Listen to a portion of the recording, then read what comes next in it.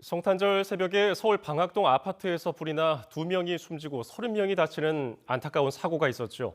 오늘 진행된 합동 감식에서 실화 가능성이 크다는 분석이 나왔습니다. 불이 난 현장에서는 담배꽁초가 발견돼 경찰이 화재 연관성을 조사하고 있습니다. 자세한 소식은 취재기자 연결해 알아봅니다. 윤웅성 기자.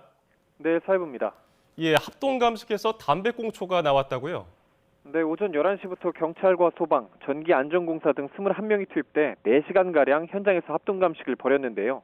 불이 시작된 3층 가정집의 작은 방에서는 담배꽁초 등이 발견돼 경찰이 화재 연관성을 들여다보고 있습니다. 이후 합동감식을 마치고 나온 경찰 관계자는 거주자에 의한 실화로 추정된다고 밝혔는데요. 직접 들어보겠습니다. 이제 현장에서 저희 결정적인 증거물들이 좀 나왔는데 그런 것들을 봤을 때 인적 요인에 의한 발화가 가장 가능성이 높다.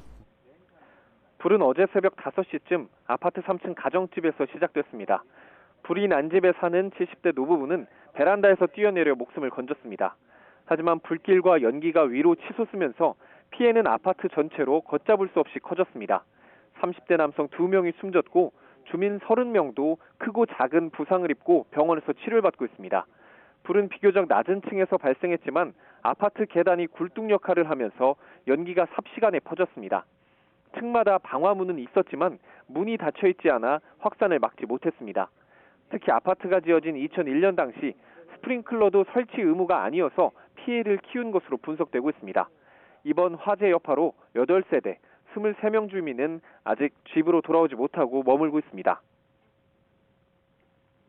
예, 그런데 숨진 이들 모두 가족을 구하려다가 변을 당한 것으로 알려져서 안타까움을 더하고 있죠.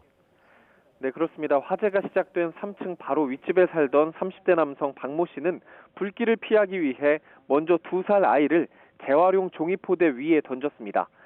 그러고는 7개월 된 둘째를 이불에 감싼 다음 안고 뛰어내렸지만 머리를 크게 다쳐 끝내 숨졌습니다.